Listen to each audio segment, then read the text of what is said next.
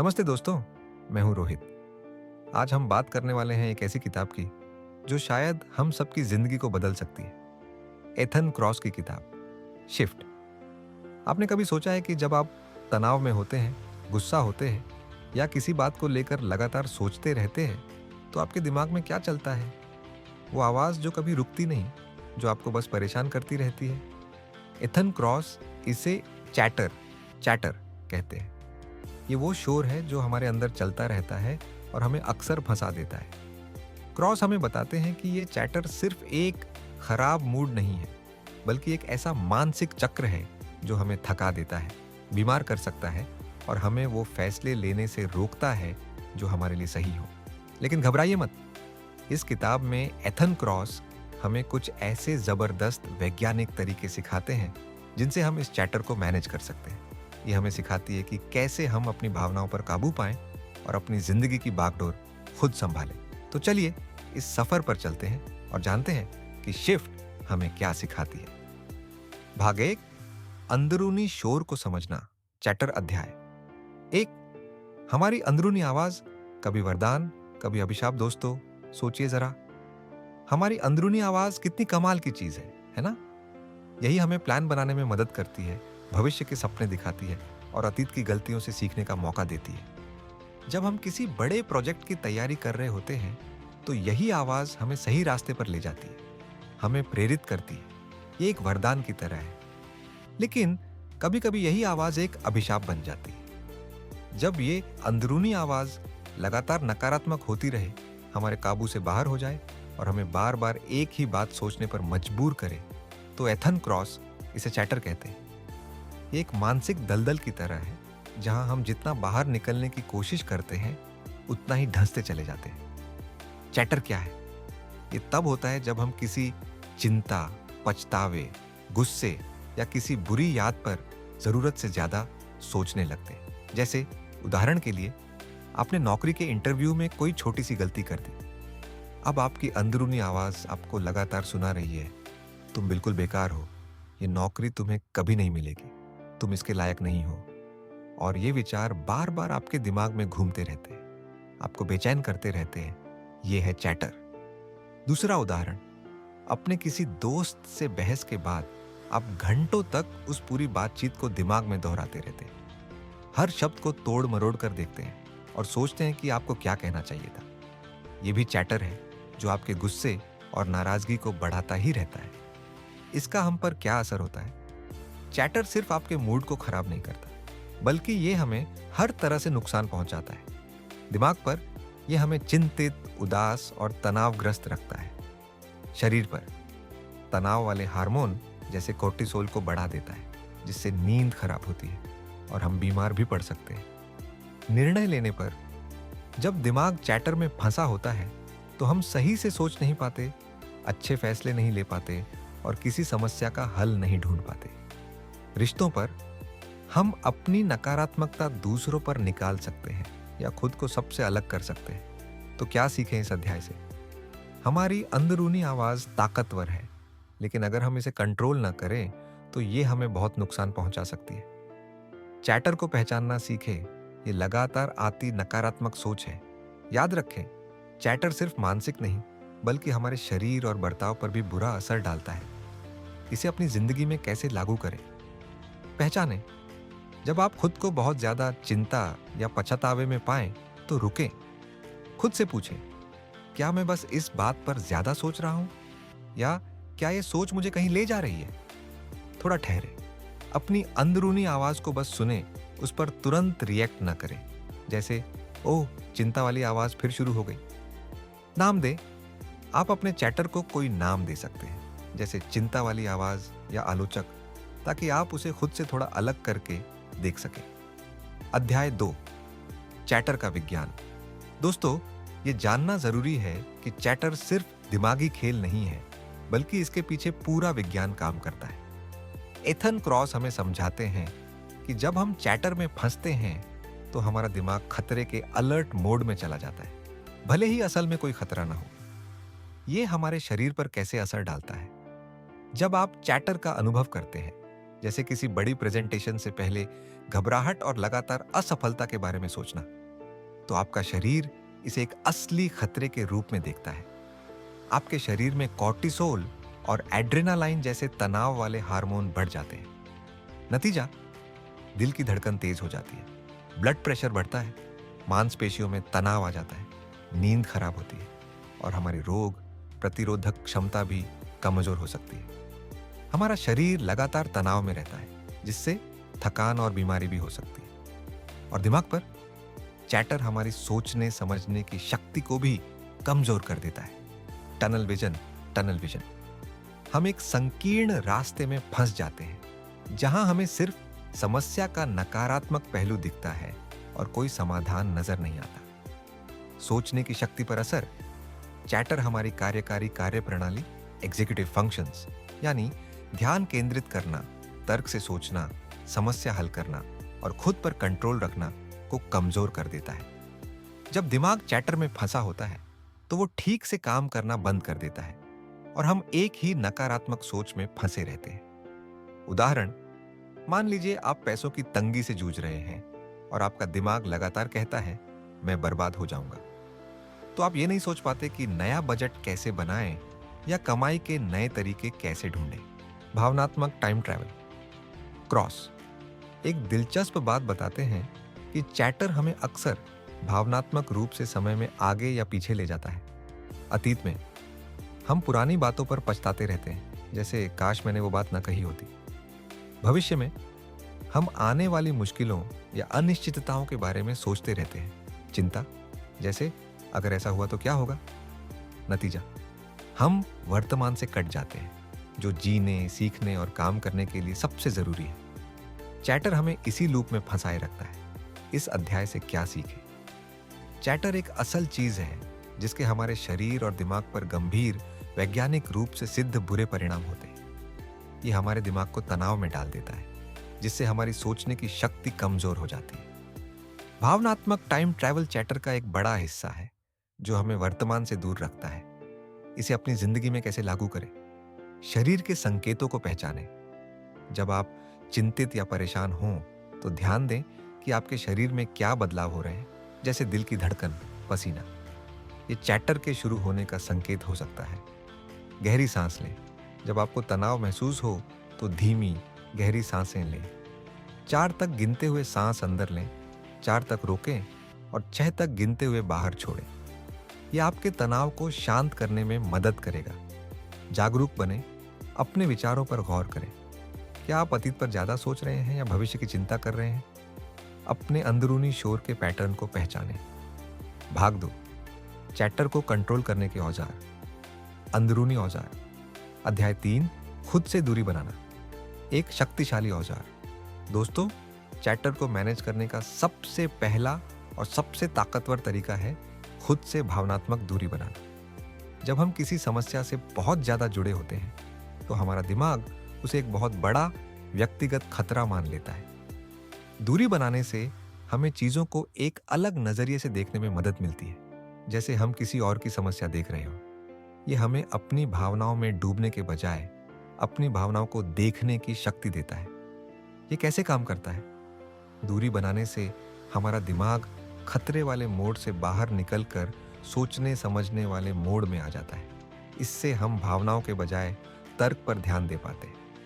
पहला औजार, खुद से तुम कहकर बात करना।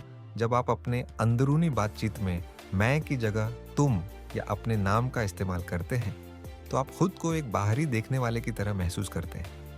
उदाहरण, मैं इतना परेशान क्यों हूं कहने के बजाय खुद से कहें, अमित तुम इतने परेशान क्यों हो, या तुम्हें इस मुश्किल से कैसे निपटना चाहिए नेहा। क्यों करें ऐसा? इससे भावनात्मक जुड़ाव कम होता है और आप अपनी समस्या को ज्यादा निष्पक्ष रूप से देख पाते हैं, जैसे किसी दोस्त को सलाह दे रहे हो। यह आपके दिमाग को समस्या के भावनात्मक पहलू से हटाकर समाधान खोजने की ओर ले जाता है। दूसरा औजार, समय के साथ दूरी, टेम्पोरल डिस्टेंसिंग। खुद से पूछें, आज से 10 साल बाद यह परेशानी मुझे कितनी बड़ी लगेगी, या क्या मैंने पहले भी ऐसी ही किसी मुश्किल का सामना किया है और उसे निपटा हूं। उदाहरण, अगर आप अपनी नौकरी छूटने पर बहुत परेशान हैं, तो सोचें, क्या 10 साल बाद भी मुझे ये इतना बड़ा मुद्दा लगेगा, या मैं तब तक कुछ नया और बेहतर कर रहा हूँगा? क्यों करें ऐसा? यह हमें बताता है कि आज की मुश्किलें अक्सर उतनी बड़ी नहीं होती जितनी हमें अभी महसूस होती। ये हमें भविष्य की ओर देखने और वर्तमान के तनाव को कम करने में मदद करता है। ये हमें याद दिलाता है कि हम लचीले हैं। तीसरा औजार, काल्पनिक सलाह, हाइपोथेटिकल एडवाइस। कल्पना करें कि आपका कोई करीबी दोस्त या परिवार का सदस्य ठीक उसी परेशानी से गुजर रहा है जिससे आप गुजर रहे हैं। आप उसे क्या सलाह देंगे? उदाहरण, अगर आप अपनी नौकरी में किसी बड़ी गलती के लिए खुद को कोस रहे हैं, तो सोचें, अगर मेरे दोस्त रोहित ने यही गलती की होती तो मैं उसे क्या कहता? शायद आप उसे धैर्य रखने, समाधान खोजने और खुद को माफ करने के लिए कहते। क्यों करें ऐसा? अक्सर हम दूसरों को अपनी तुलना में ज्यादा अच्छी और समझदारी भरी सलाह दे पाते हैं, क्योंकि हम उनसे भावनात्मक रूप से कम जुड़े होते हैं। ये तरीका हमें अपनी ही समस्या के लिए एक निष्पक्ष और रचनात्मक नजरिया अपनाने में मदद करता है, और हम खुद के प्रति ज्यादा दयालु हो पाते हैं। चौथा औजार, मक्खी परछाई तकनीक, तीसरे व्यक्ति का नजरिया, the fly on the wall technique, third person perspective. कल्पना करें कि आप एक मक्खी हैं जो कमरे की छत से अपनी स्थिति को देख रही है, या एक ड्रोन जो आपको ऊपर से देख रहा है। आप अपने आप को, अपनी भावनाओं को और अपनी परिस्थितियों को एक तटस्थ बाहरी दर्शक के रूप में देख रहे हैं। उदाहरण, अगर आप किसी बहस के बाद बहुत गुस्से में हैं, तो कल्पना करें कि आप ऊपर से खुद को और उस दूसरे व्यक्ति को बहस करते हुए देख रहे हैं। आप दोनों के चेहरे के भाव, शारीरिक भाषा और बातचीत के पैटर्न को देखें। क्यों करें ऐसा? यह आपको अपनी भावनाओं और बर्ताव को एक बाहरी तटस्थ नजरिए से देखने में मदद करता है, जिससे आप अपने अनुभव से अलग हो जाते हैं और अपनी भावनाओं में डूबने के बजाय उन्हें सिर्फ देख पाते हैं। यह आपको भावनात्मक रूप से अभिभूत होने से बचाता है। इस अध्याय से क्या सीखें? भावनात्मक दूरी चैटर को शांत करने का सबसे असरदार तरीका है। अलग अलग नजरिए, जैसे खुद से तुम कहना, समय का इस्तेमाल करना या दूसरों को सलाह देना, से हम अपनी परेशानियों को कम व्यक्तिगत और ज्यादा मैनेज करने लायक बना सकते हैं। ये तकनीकें हमें भावनाओं के बजाय तर्क और समाधान पर ध्यान देने में मदद करती है, जिससे हम साफ साफ सोच पाते हैं। इसे अपनी जिंदगी में कैसे लागू करें? तुरंत इस्तेमाल करें। जब भी आप खुद को चैटर में फंसा हुआ पाएं, तो इन तकनीकों में से किसी एक का तुरंत इस्तेमाल करें। एक गहरी सांस लें और अपने आप से तुम कहकर सवाल पूछें। अपनी पसंदीदा तकनीक चुनें। कोशिश करें और देखें कि कौन सी तकनीक आपके लिए सबसे अच्छी काम करती है।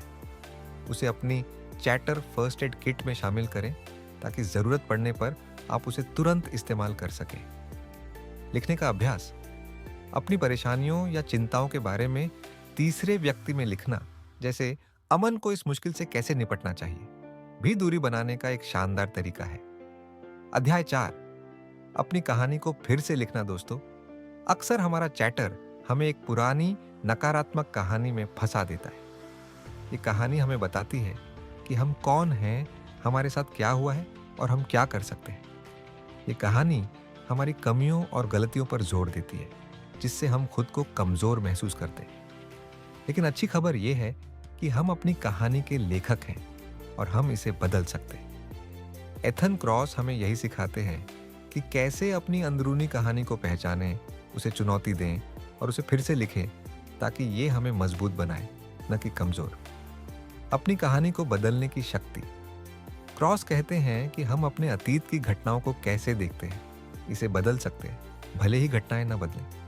हम उन्हें सिर्फ एक नाकामयाबी मानने के बजाय सीखने और आगे बढ़ने के मौके के तौर पर देख सकते हैं। ये हमें अतीत का कैदी बनने से बचाता है। पहला औजार, अपनी कहानी को सुधारना, रिवाइजिंग योर नैरेटिव। अपनी अंदरूनी बातचीत में इस्तेमाल होने वाले शब्दों पर ध्यान दें। क्या आप खुद को मैं हमेशा असफल होता हूं या मेरे साथ हमेशा बुरा होता है जैसे शब्दों से परिभाषित कर रहे हैं? अपनी कहानी को इस तरह से बदलें कि वो आपकी ताकत, आपकी जीती हुई चुनौतियों और आपके लचीलेपन पर जोर दे। उदाहरण, मान लीजिए आपने कोई बड़ा प्रोजेक्ट पूरा नहीं कर पाया। आपकी नकारात्मक कहानी हो सकती है, मैं एक हारा हुआ व्यक्ति हूं, मैं कभी कुछ नहीं कर पाऊंगा। इसे सुधार कर आप कह सकते हैं, ये एक मुश्किल अनुभव था जिससे मैंने बहुत कुछ सीखा। मैंने इस स्थिति से लचीलापन सीखा है और अब मैं नए बेहतर मौके की तलाश में हूं। क्यों करें ऐसा? ये हमें खुद के प्रति ज्यादा दयालु बनने में मदद करता है और अपनी पहचान को सकारात्मक तरीके से गढ़ने में मदद करता है, जिससे हम चुनौतियों को अवसर में बदल सकते हैं। दूसरा औजार, अपनी कहानी को दोबारा लिखना। Rewriting your story for growth and purpose. सक्रिय रूप से अपनी वर्तमान कहानी को फिर से बनाने के बारे में सोचें। आप अपने अनुभवों को एक नए, ज्यादा सकारात्मक और विकास उन्मुख नजरिए से कैसे देख सकते हैं? ये एक रचनात्मक प्रक्रिया है जहां आप खुद को पीड़ित के बजाय अपने जीवन के नायक के रूप में देखते हैं। उदाहरण, अगर आप लंबे समय से किसी व्यक्तिगत स्वास्थ्य समस्या से जूझ रहे हैं, तो बजाय ये कहने के कि मैं एक बीमार व्यक्ति हूं, आप अपनी कहानी को फिर से लिख सकते हैं। मैं एक योद्धा हूं जिसने कई चुनौतियों का सामना किया है और हर दिन अपनी भलाई के लिए लड़ रहा हूं। क्यों करें ऐसा? यह हमें अपनी पहचान पर नियंत्रण रखने और भविष्य के लिए ज्यादा आशावादी नजरिया अपनाने में मदद करता है। यह हमें विश्वास दिलाता है कि हम अपनी जिंदगी की दिशा को बदल सकते हैं। तीसरा औजार, प्रीमॉर्टेम्स और पोस्टमॉर्टम्स। ये तकनीकें हमें नाकामयाबियों से सीखने और भविष्य के लिए तैयार रहने में मदद करती है। प्रीमॉर्टम किसी जरूरी घटना या चुनौती, जैसे एक बड़ी प्रेजेंटेशन या नया बिजनेस वेंचर से पहले कल्पना करें कि यह बुरी तरह से विफल हो गई है। फिर खुद से पूछें, ऐसा क्यों हुआ होगा? क्या गलत हो सकता था? उदाहरण, आप एक नया रेस्टोरेंट खोलने वाले हैं। शुरू करने से पहले कल्पना करें कि 1 साल बाद यह बंद हो गया है। ऐसा क्यों हुआ होगा? क्या खाना अच्छा नहीं था? क्या आपने सही जगह नहीं चुनी? क्या स्टाफ में समस्या थी? ये आपको संभावित समस्याओं को पहले ही पहचानने, उनके लिए योजना बनाने और उनसे निपटने के लिए तैयार रहने में मदद करता है, जिससे चिंता कम होती है और आत्मविश्वास बढ़ता है। क्यों करें ऐसा? ये रणनीति हमें भविष्य की संभावित बाधाओं के लिए मानसिक रूप से तैयार करती है, जिससे जब वे सामने आती हैं तो हम कम घबराते हैं और बेहतर तरीके से प्रतिक्रिया कर पाते हैं। पोस्टमॉर्टम किसी असफलता या मुश्किल अनुभव के बाद खुद को कोसने के बजाय निष्पक्ष रूप से विश्लेषण करें कि क्या गलत हुआ, इससे क्या सीखा जा सकता है और अगली बार क्या अलग किया जा सकता है। उदाहरण, अगर आप किसी महत्वपूर्ण एग्जाम में फेल हो गए, तो बजाय ये कहने के कि मैं बेवकूफ हूं और कुछ नहीं कर सकता, एक पोस्टमॉर्टम करें। मैंने कहां गलती की? क्या मैंने पर्याप्त पढ़ाई नहीं की? क्या मैं परीक्षा के दौरान तनाव में था? अगली बार मैं अपनी पढ़ाई की रणनीति कैसे बदल सकता हूं ताकि बेहतर कर सकूं? क्यों करें ऐसा? ये तकनीकें हमें रचनात्मक समस्या समाधान का एक ढांचा देती है, पश्चातावे और आत्मालोचना को कम करती है और भविष्य के लिए सीखने को बढ़ावा देती है। वे हमें भावनाओं में डूबने के बजाय अनुभव से लाभ उठाने में मदद करती है। चौथा औजार, अपने जीवन के अगले अध्याय पर ध्यान देना। Focusing on your next chapter. Chatter अक्सर हमें अतीत में हुई घटनाओं या गलतियों में फंसा देता है, जिससे हम आगे नहीं बढ़ पाते। अपनी ऊर्जा को आगे बढ़ने और भविष्य के लक्ष्यों को हासिल करने पर केंद्रित करें। उदाहरण, अगर आपका कोई रिश्ता टूट गया है और आप लगातार अतीत के बारे में सोच रहे हैं, तो जानबूझकर अपने दिमाग को अपने जीवन के अगले अध्याय पर केंद्रित करें। अब मैं कौन से नए लक्ष्य तय कर सकता हूं? मैं कौन से नए शौक अपना सकता हूं? मैं खुद को कैसे बेहतर बना सकता हूं? क्यों करें ऐसा? यह हमें काम करने और नई संभावनाओं को देखने के लिए प्रेरित करता है, जिससे हम अतीत की बेड़ियों से आजाद हो सकते हैं और सकारात्मक बदलाव की ओर बढ़ सकते हैं। अपने लक्ष्यों पर ध्यान देना चैप्टर को एक उपयोगी दिशा में मोड़ सकता है और आपको उद्देश्य की भावना देता है। इस अध्याय से क्या सीखें? हम अपनी अंदरूनी कहानियों के निर्माता हैं और हमारे पास उन्हें बदलने की शक्ति है ताकि वे हमें मजबूत बनाएं। अपनी कहानियों को सुधारने और फिर से लिखने से हम अपनी पहचान को सकारात्मक रूप से गढ़ सकते हैं और चुनौतियों को विकास के अवसरों में बदल सकते हैं। प्रीमॉर्टेम और पोस्टमॉर्टेम जैसी रणनीतियां हमें नाकामयाबियों से रचनात्मक रूप से सीखने और भविष्य के लिए तैयार रहने में मदद करती है। अतीत में फंसने के बजाय भविष्य पर ध्यान देना चैटर को कम करता है और हमें आगे बढ़ने के लिए प्रेरित करता है। इसे अपनी जिंदगी में कैसे लागू करें? जर्नलिंग करें। अपनी नकारात्मक कहानियों को लिखें और फिर उन्हें एक सकारात्मक विकास उन्मुख तरीके से फिर से लिखें। अपने अनुभवों को सीखने के मौके के तौर पर देखें, भले ही वे कितने भी मुश्किल क्यों ना हो। जैसे आज मैंने सीखा कि मैं दबाव में बेहतर काम करता हूं अगर मैं योजना पहले से बना लूं। समझदारी से बात करें। जब आप खुद को कोई नकारात्मक कहानी सुनाते हुए पकड़ें तो उसे चुनौती दें और उसे ज्यादा सहायक, वास्तविक और सशक्त बनाने वाली कहानी से बदलें। छोटे एक्शन वाले कदम उठाएं। अपने अगले अध्याय की ओर छोटे, मैनेज करने लायक कदम उठाएं। हर छोटा कदम आपको आगे बढ़ने और चैटर को कम करने में मदद करेगा, जिससे आप नियंत्रण का एहसास करेंगे। अध्याय 5, अपने अंदरूनी आवाज को फिर से फोकस करना। दोस्तों, चैटर अक्सर हमारा ध्यान उन चीजों पर खींचता है जो हमारे कंट्रोल में नहीं है, जो हमें परेशान करती है या जो हमें नकारात्मक भावनाओं में फंसाए रखती है। यह अध्याय हमें सिखाता है कि कैसे अपनी अंदरूनी आवाज को नकारात्मकता से हटाकर वर्तमान पल और रचनात्मक, उपयोगी कामों पर केंद्रित किया जाए, जिससे हम अपनी मानसिक ऊर्जा को बेहतर ढंग से इस्तेमाल कर सकें। ये चैटर के चक्र को तोड़ने और दिमाग में स्पष्टता लाने के बारे में है। ये कैसे काम करता है? हमारा दिमाग एक समय में केवल एक ही चीज पर कुशलता से ध्यान केंद्रित कर सकता है। जब हम अपना ध्यान जानबूझकर किसी बाहरी काम या वर्तमान अनुभव पर केंद्रित करते हैं तो चैटर के लिए सोचने की जगह कम हो जाती है। ये एक मानसिक बदलाव है। पहला औजार, वर्तमान पल में रहना, staying in the present moment. Mindfulness का अभ्यास करें। ध्यान, मेडिटेशन और माइंडफुलनेस अभ्यास करें। अपनी सांस पर, अपने आसपास की आवाज़ों पर या अपने शरीर की संवेदनाओं पर ध्यान दें। उदाहरण, जब आप चैटर का अनुभव कर रहे हो तो अपनी आंखें बंद करें अगर संभव हो और अपनी सांस की गति पर ध्यान दें। महसूस करें कि हवा आपके नथुनों से कैसे अंदर और बाहर जा रही है। अपने पेट के उठने गिरने को महसूस करें या अपने आसपास की 5 आवाज़ों को पहचानें। पंखे की आवाज़, बाहर ट्रैफिक का शोर, आपकी घड़ी की टिक टिक। क्यों करें ऐसा? ये चैटर के प्रवाह को तोड़ता है और आपको वर्तमान पल की जागरूकता में वापस लाता है, जिससे आप अनावश्यक विचारों और चिंताओं से दूर हो जाते हैं। माइंडफुलनेस आपके दिमाग को शांत करती है और आपको अपने विचारों से भावनात्मक दूरी बनाने में मदद करती है। विस्मय और आश्चर्य, ऑव एंड वंडर, ऐसी चीजों पर ध्यान दें जो आपको विस्मय और आश्चर्य से भर देती है, जैसे प्रकृति की विशालता, पहाड़, तारे, समुद्र, कला की सुंदरता या किसी वैज्ञानिक खोज की पेचीदगी।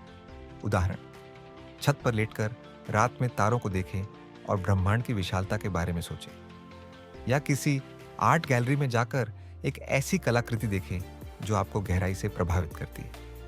क्यों करें ऐसा? विस्मय का अनुभव हमें अपनी व्यक्तिगत समस्याओं से परे देखने और खुद को एक बड़े संदर्भ में रखने में मदद करता है। यह हमारी चिंताओं को कम महत्वपूर्ण महसूस कराता है और हमारी अंदरूनी बातचीत को शांत करता है। दूसरा औजार, रचनात्मक गतिविधियों में लगना, एंगेजिंग इन क्रिएटिव एक्टिविटीज। ऐसी गतिविधियों में लगें जिनके लिए गहरे ध्यान और एकाग्रता की जरूरत होती है, जैसे पेंटिंग, संगीत बजाना, बागवानी, खाना बनाना, पहेलियां सुलझाना या कोई जटिल शौक। उदाहरण, अगर आप चिंतित महसूस कर रहे हैं तो रसोई में जाएं और एक नया जटिल व्यंजन बनाने पर ध्यान केंद्रित करें। हर सामग्री को मापने, काटने और पकाने की प्रक्रिया पर ध्यान दें, या एक मुश्किल जिगसॉ पहेली, जिगसॉ पजल हल करना शुरू करें। क्यों करें ऐसा? जब हम किसी रचनात्मक काम में पूरी तरह से डूब जाते हैं तो हमारा दिमाग चैटर से हटकर वर्तमान काम पर केंद्रित हो जाता है। ये एक तरह की फ्लो स्टेट बनाता है, जहां हमें समय का पता नहीं चलता और नकारात्मक विचार पीछे छूट जाते हैं। ये उत्पादकता को भी बढ़ाता है और संतुष्टि देता है। बारीक विवरणों पर ध्यान दें, फोकस ऑन स्पेसिफिक डिटेल्स। किसी भी काम में, चाहे वो कितना भी मामूली क्यों ना हो, छोटे से छोटे विवरणों पर ध्यान केंद्रित करें। उदाहरण, बर्तन धोते समय पानी के तापमान, बर्तनों की बनावट, साबुन की खुशबू और झाग के बनने पर ध्यान दें।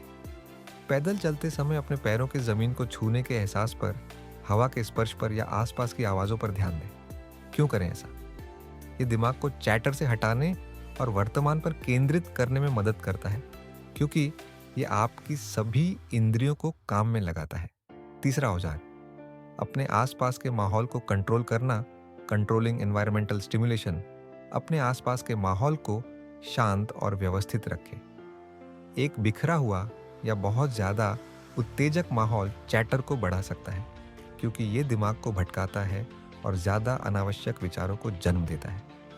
उदाहरण, काम करते समय या आराम करते समय अनावश्यक शोर से बचें। अपने वर्क प्लेस को साफ सुथरा रखें। अगर हो सके तो एक शांत जगह चुनें जहां आपको कम से कम भटकाव का सामना करना पड़े। क्यों करें ऐसा? एक शांत और नियंत्रित माहौल मन को शांत करने में मदद करता है और बाहरी विकर्षणों को कम करता है, जो अंदरूनी अशांति का कारण बन सकते हैं और चैटर को बढ़ावा देते हैं। चौथा औजार, एक टू डू लिस्ट बनाना और समस्या को पार्क करना, creating a to do list and parking the problem. अगर आप किसी समस्या या चिंता के बारे में लगातार सोच रहे हैं, तो उसे एक कागज पर या अपने फोन में लिख लें। उदाहरण, अगर आप किसी आने वाले बिल के बारे में चिंतित हैं, तो उसे अपनी टू डू लिस्ट में लिखें। आज शाम 6 बजे बिल का भुगतान करने की समीक्षा करें। क्यों करें ऐसा? यह आपके दिमाग को संकेत देता है कि समस्या को लिख लिया गया है और आप बाद में एक तय समय पर उस पर ध्यान देंगे। फिर जानबूझकर उस विचार को अपने दिमाग से पार्क करें और कुछ और करें। ये चिंता के चक्र को तोड़ता है और आपको उस समस्या पर लगातार सोचने से रोकता है, ये जानते हुए कि आपने उसे हल करने के लिए एक योजना बना ली है। यह आपके दिमाग को आराम करने की अनुमति देता है। इस अध्याय से क्या सीखें? अपने अंदरूनी आवाज को वर्तमान पल और रचनात्मक उपयोगी गतिविधियों पर केंद्रित करना चैटर को कम करने का एक शक्तिशाली तरीका है।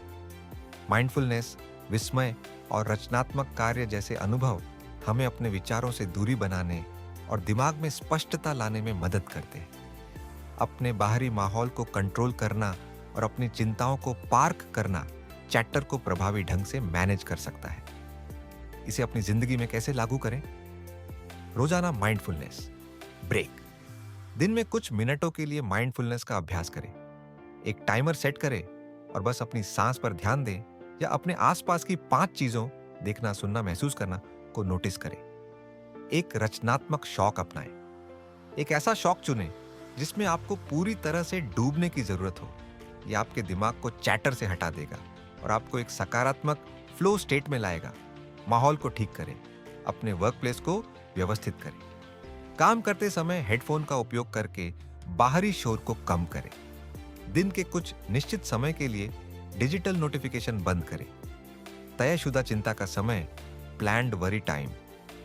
अगर आप किसी समस्या के बारे में चिंतित हैं, तो एक तय समय निर्धारित करें, जैसे हर दिन शाम 5 बजे 15 मिनट। जब आप केवल उस समस्या के बारे में सोचेंगे और उसके समाधान खोजने का प्रयास करेंगे और फिर आगे बढ़ जाएंगे। इस समय के बाहर जब भी विचार आए तो उसे पार्क करें।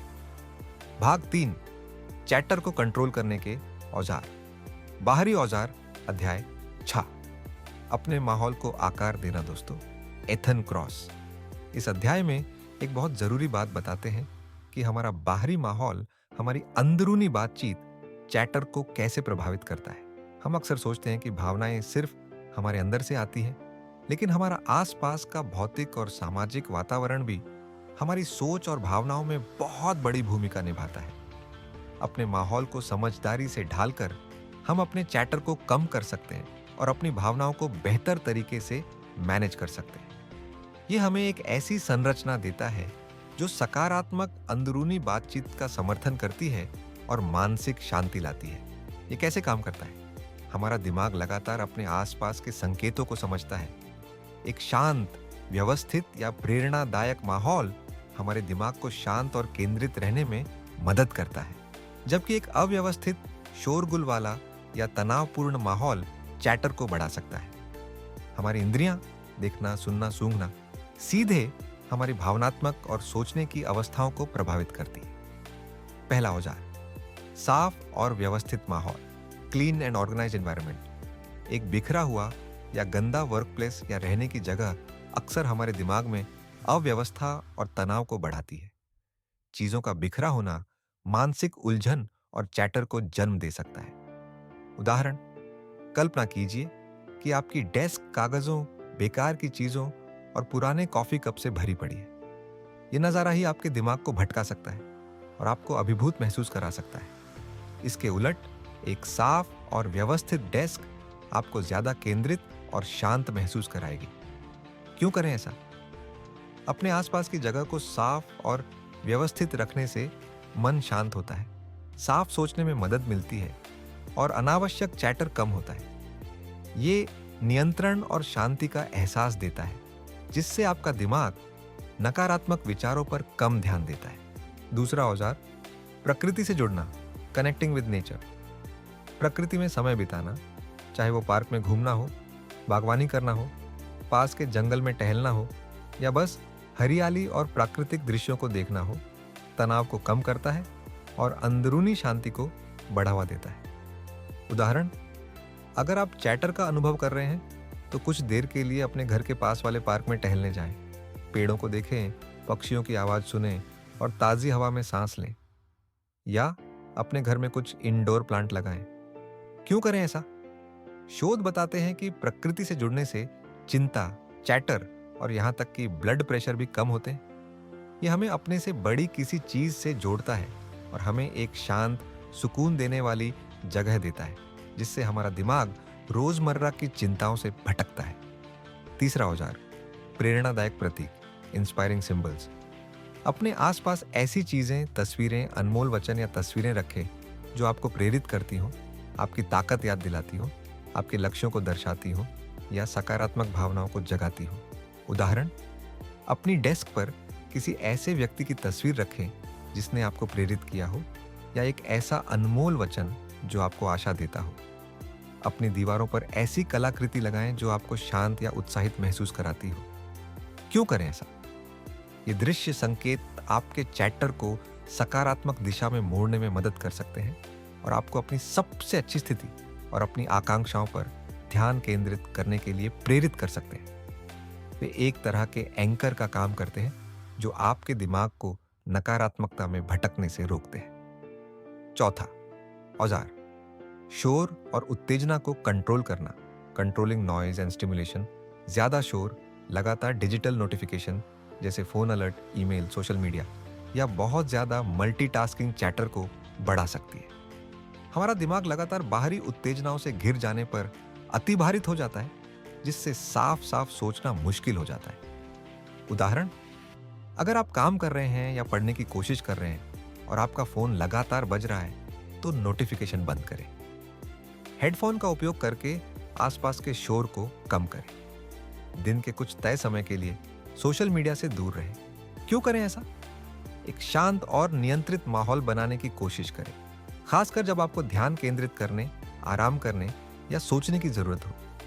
ये बाहरी भटकावों को कम करता है जो अंदरूनी अशांति का कारण बन सकते हैं और चैटर को बढ़ावा देते हैं। पांचवां औजार, शारीरिक गतिविधि, फिजिकल एक्टिविटी। रोजाना व्यायाम और शारीरिक गतिविधि न केवल हमारे शरीर को स्वस्थ रखती है, बल्कि ये तनाव और चैटर को कम करने का एक शक्तिशाली तरीका भी है। उदाहरण, जब आप अभिभूत महसूस करें तो तेज चलने जाएं, दौड़ें, योग करें या कोई खेल खेलें। यहां तक कि कुछ मिनटों की हल्की स्ट्रेचिंग भी मदद कर सकती है। क्यों करें ऐसा? शारीरिक गतिविधि से एंडोर्फिन्स, खुश करने वाले हार्मोन निकलते हैं जो मूड को बेहतर बनाते हैं, चिंता को कम करते हैं और दिमाग को नकारात्मक विचारों से दूर करते हैं। ये दिमाग को चैटर से हटाकर शरीर की गतिविधियों पर केंद्रित करता है, जिससे एक तरह का सक्रिय ध्यान मिलता है। ये शारीरिक रूप से तनाव को कम करने में भी मदद करता है। इस अध्याय से क्या सीखें?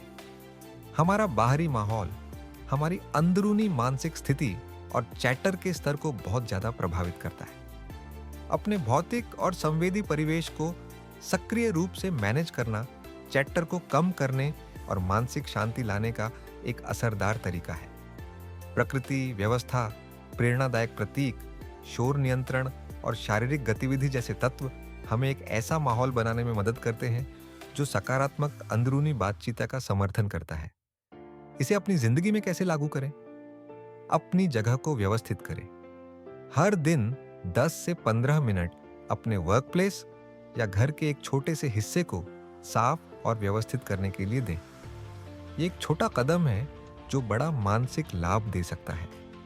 प्रकृति से जुड़े।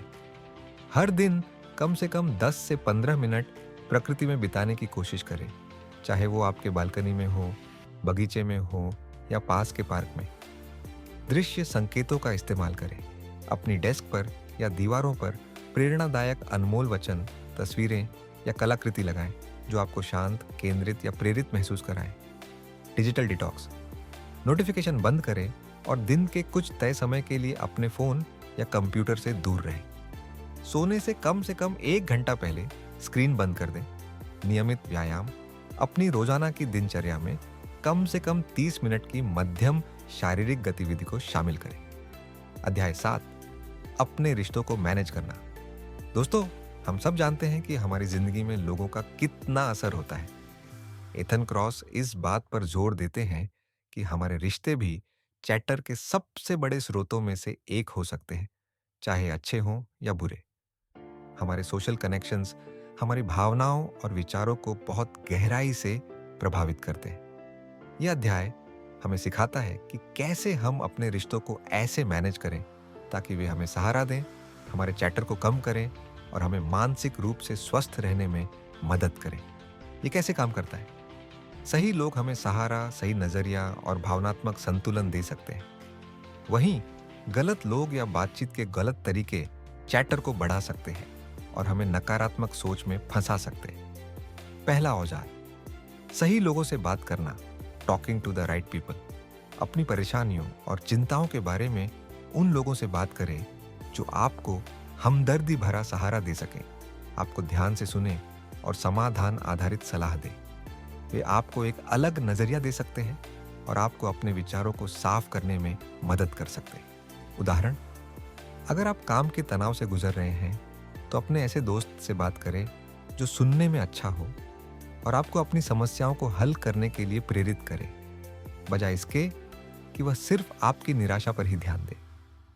ऐसे लोग जो आपको जज नहीं करते, धैर्य से सुनते हैं और रचनात्मक प्रतिक्रिया देते हैं, वे चैटर को कम करने में मदद करते हैं।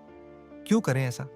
ऐसे लोगों से बचें जो आपकी समस्याओं को बढ़ा चढ़ाकर पेश करते हैं या आपको नकारात्मकता में घसीटते हैं, क्योंकि वे सह चिंतन को बढ़ावा दे सकते हैं। दूसरा औजार, वेंटिंग बनाम सह चिंतन। वेंटिंग व साह चिंतन को रुमिनेशन।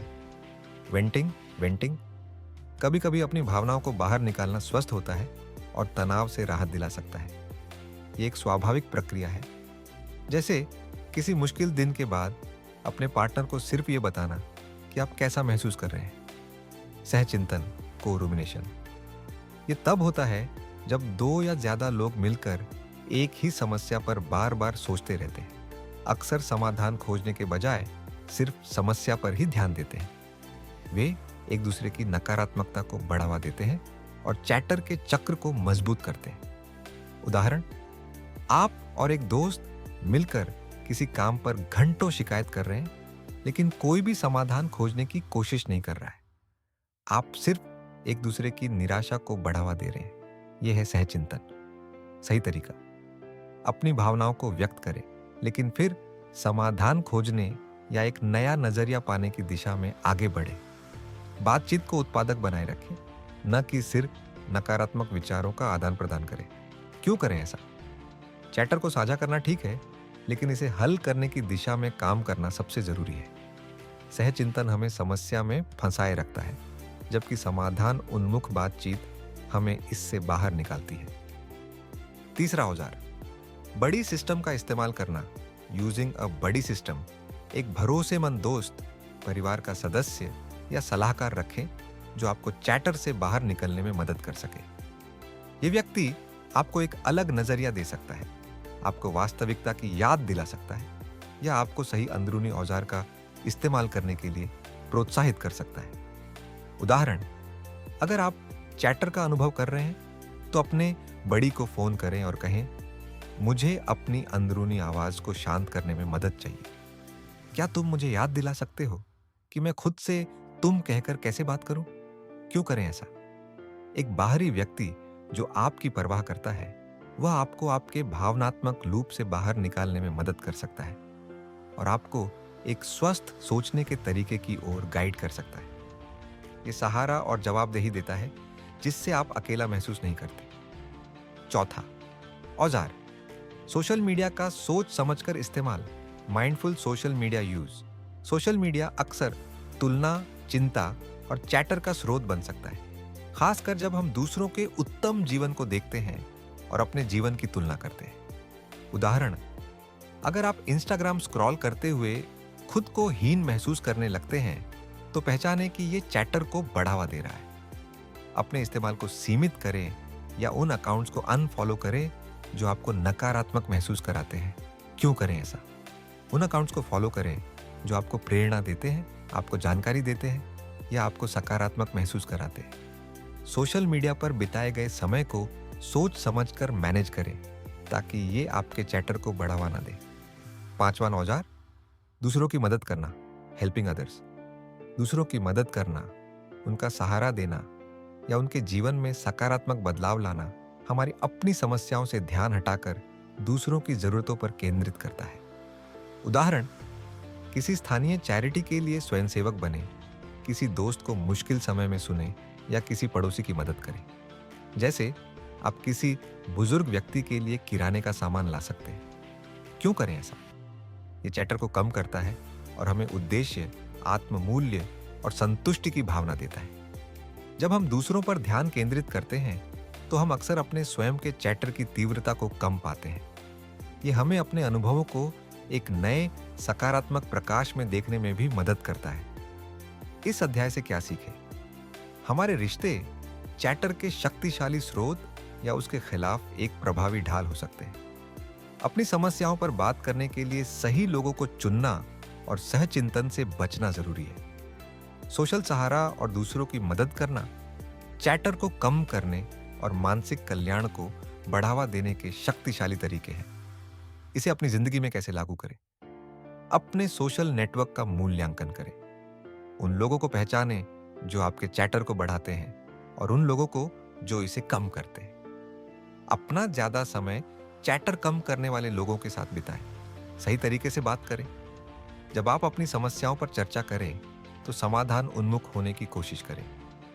अपनी भावनाओं को व्यक्त करें, लेकिन फिर सक्रिय रूप से समाधान खोजने या एक नए नजरिए पर काम करें। सीमाएं तय करें। सोशल मीडिया के इस्तेमाल के लिए समय सीमा तय करें।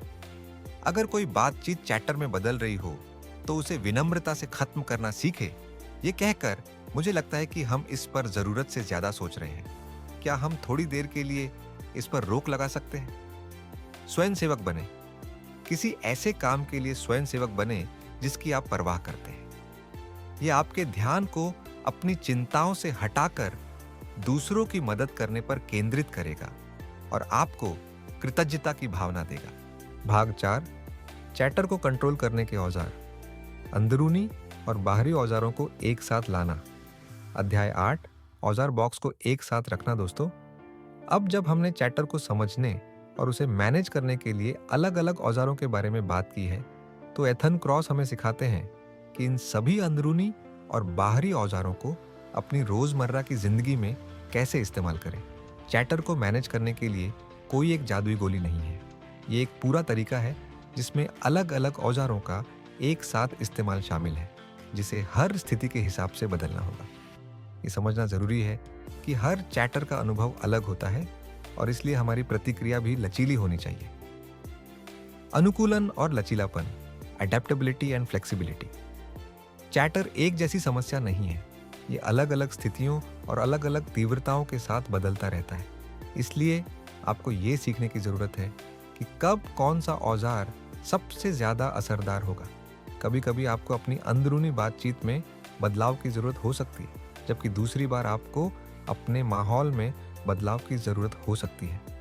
उदाहरण, अगर आप सार्वजनिक रूप से प्रेजेंटेशन देने के बारे में चैटर कर रहे हैं, तो खुद से तुम कहना और प्री मॉर्टेम करना सबसे ज़्यादा असरदार हो सकता है। लेकिन अगर आप किसी रिश्ते में हुई गलती पर चैटर कर रहे हैं, तो अपनी कहानी को फिर से लिखना और किसी भरोसेमंद दोस्त से बात करना ज़्यादा मददगार हो सकता है। क्यों करें ऐसा? अपने औजार बॉक्स में कई विकल्प होने से आपको किसी भी स्थिति से निपटने के लिए तैयार रहने में मदद मिलती है। भावनाओं को मैनेज करने में लचीलापन बहुत ज़रूरी है। अभ्यास और महारत, प्रैक्टिस एंड मास्टरी। ये औजार पहली बार में अजीब, बनावटी या बेअसर लग सकते हैं, लेकिन लगातार अभ्यास से वे सहज और स्वाभाविक हो जाएंगे। चैटर प्रबंधन एक कौशल है जिसे समय और लगातार कोशिश से विकसित किया जाता है, ठीक वैसे ही जैसे आप कोई नया खेल सीखते हैं। उदाहरण, शुरुआत में खुद से तुम कहना अजीब लग सकता है, लेकिन हर बार जब आप इसका अभ्यास करते हैं तो ये आसान होता जाता है और आपके दिमाग के लिए एक स्वचालित प्रतिक्रिया बन जाता है। जैसे एक म्यूजिशियन या एथलीट अभ्यास से अपनी कला में महारत हासिल करता है, वैसे ही आप चैटर को मैनेज करने में महारत हासिल कर सकते हैं। क्यों करें ऐसा? लगातार अभ्यास ही सुधार की कुंजी है। अपने ट्रिगर्स को पहचानना, आइडेंटिफाइंग योर ट्रिगर्स, उन खास स्थितियों, विचारों, भावनाओं या लोगों को पहचानें जो आपके चैटर को ट्रिगर करते हैं। क्या ये तनाव, अनिश्चितता, आलोचना, अकेलापन या कोई खास व्यक्ति या विषय है? उदाहरण, आप ध्यान दे सकते हैं कि हर बार जब आप अपनी वित्तीय स्थिति के बारे में सोचते हैं तो चैटर शुरू हो जाता है, या जब आप किसी खास समाचार चैनल से खबरें देखते हैं। क्यों करें ऐसा? इन ट्रिगर्स को जानने से आपको पहले से तैयारी करने और प्रभावी ढंग से प्रतिक्रिया करने में मदद मिलेगी। आप इन ट्रिगर्स से बच सकते हैं, उन्हें कम कर सकते हैं या उनके होने पर तुरंत एक उपयुक्त औजार का इस्तेमाल करने की योजना बना सकते हैं। सोच समझकर चुनाव करना, मेकिंग कॉन्शियस चॉइसेस। चैटर को चुपचाप स्वीकार करने या उसके बहाव में बहने के बजाय सक्रिय रूप से इसे मैनेज करने का विकल्प चुनें। आप चैटर के शिकार नहीं हैं, आपके पास इसे नियंत्रित करने की शक्ति और अधिकार है। उदाहरण, जब चैटर शुरू हो तो जानबूझकर कहें, मैं इस पर ज्यादा नहीं सोचूंगा, मैं इसके बजाय मक्खी परछाई तकनीक का इस्तेमाल करूंगा, या मैं इस विचार को पार्क कर रहा हूं। क्यों करें ऐसा? ये आपको अपनी भावनात्मक प्रतिक्रियाओं पर नियंत्रण का एहसास देता है, जो चैटर को कम करने में एक जरूरी कदम है। ये आपको निष्क्रिय दर्शक के बजाय अपने अनुभवों का सक्रिय भागीदार बनाता है। एक chatter first aid kit banana, creating a chatter first aid kit. उन 3 से 5 औजारों की एक निजी सूची बनाएं जो आपके लिए सबसे अच्छे काम करते हैं, जैसे खुद से तुम कहना, माइंडफुलनेस, प्रकृति में टहलना, किसी भरोसेमंद दोस्त को फोन करना। उदाहरण, आप अपने फोन पर एक नोट बना सकते हैं जिसमें आपकी चैटर फर्स्ट एड किट शामिल हो। जब चैटर शुरू हो तो तुरंत उस किट में से किसी औजार का इस्तेमाल करें। क्यों करें ऐसा? यह आपको तुरंत काम करने और चैटर को बढ़ने से पहले रोकने के लिए एक तैयार योजना देता है। यह आत्म नियमन की प्रक्रिया को सरल और तेज बनाता है। इस अध्याय से क्या सीखें? चैटर प्रबंधन एक व्यक्तिगत अनुकूलित प्रक्रिया है जो अलग अलग अंदरूनी और बाहरी औजारों के संयोजन का इस्तेमाल करती है। लगातार अभ्यास, अपने ट्रिगर्स को पहचानना और सोच समझकर औजारों का चुनाव करना सफलता के लिए बहुत जरूरी है। अपने औजारों को एक एकीकृत रणनीति के रूप में देखना और एक फर्स्ट एड किट बनाना आपको प्रभावी ढंग से प्रतिक्रिया करने में मदद करता है। इसे अपनी जिंदगी में कैसे लागू करें? अपनी रणनीति विकसित करें। प्रत्येक अध्याय से अपने पसंदीदा औजारों को चुनें और अपनी निजी चैटर प्रबंधन रणनीति को परिभाषित करें। इसे कहीं लिख लें, रोजाना अभ्यास करें। इन औजारों को अपनी रोजमर्रा की दिनचर्या का हिस्सा बनाएं, न कि सिर्फ आपात स्थिति के लिए। जितना ज्यादा आप अभ्यास करेंगे उतने ही स्वाभाविक वे बन जाएंगे। ट्रिगर लॉग बनाएं।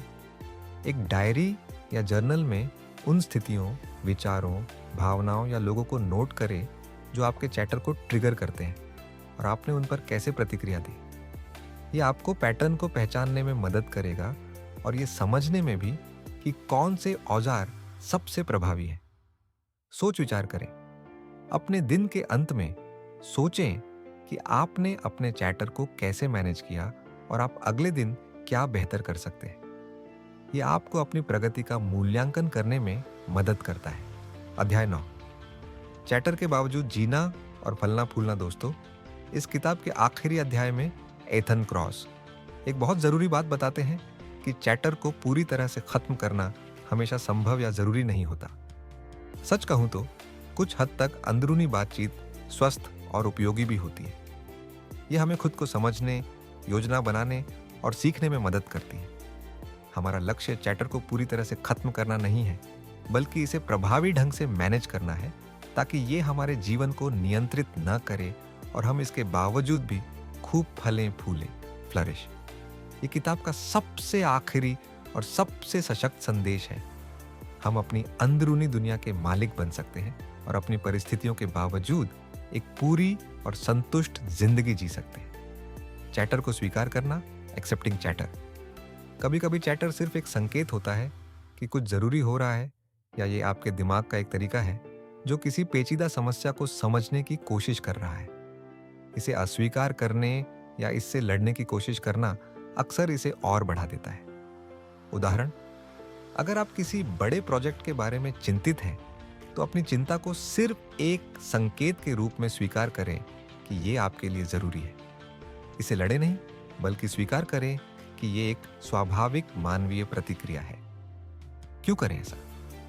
स्वीकृति हमें अपनी भावनाओं को समझने और उन पर प्रभावी ढंग से प्रतिक्रिया करने के लिए एक बेहतर स्थिति में लाती है। ये हमें चैटर के साथ सह अस्तित्व में रहने और फिर भी आगे बढ़ने की अनुमति देता है। विकास की मानसिकता, ग्रोथ माइंडसेट, चैटर का सामना करने और उसे मैनेज करने के हर अनुभव को एक सीखने और बढ़ने के अवसर के रूप में देखें। हर बार जब आप चैटर का सफलतापूर्वक प्रबंधन करते हैं, तो आप अपनी भावनात्मक समझदारी और लचीलेपन को बढ़ाते हैं। उदाहरण, अगर आप एक बार चैटर के आगे झुक गए, तो खुद को कोसने के बजाय इसे सीखने के अवसर के रूप में देखें। मैंने इस बार क्या सीखा जो मुझे अगली बार बेहतर करने में मदद करेगा? क्यों करें ऐसा? ये नजरिया आपको चुनौतियों से डरने के बजाय उनसे सीखने के लिए प्रोत्साहित करता है, जिससे आप भविष्य में ज्यादा मजबूत, आत्मविश्वासी और मानसिक रूप से लचीले बनते हैं। अर्थ और उद्देश्य खोजना, फाइंडिंग मीनिंग एंड पर्पस। अपने जीवन में अर्थ और उद्देश्य खोजना चैटर की शक्ति को कम करता है। जब हम किसी बड़े लक्ष्य के लिए काम करते हैं जो हमें प्रेरित करता है और जो हमारे मूल्यों के अनुरूप है, तो व्यक्तिगत चिंताएं और छोटी मोटी परेशानियां कम जरूरी लगने लगती हैं। उदाहरण, अगर आप किसी सामाजिक कारण के लिए समर्पित हैं, तो उस काम पर ध्यान केंद्रित करना आपके व्यक्तिगत चैटर को कम कर सकता है, क्योंकि आप एक बड़े उद्देश्य से जुड़े होते हैं। क्यों करें ऐसा? उद्देश्य की भावना हमें एक दिशा देती है और हमें अपने दिमाग को उन चीजों पर केंद्रित करने के लिए प्रेरित करती है जो हमें आगे बढ़ाती है, बजाय इसके कि हम चैटर में फंसें। ये गहरी संतुष्टि देता है। दूसरों की मदद करना, हेल्पिंग अदर्स।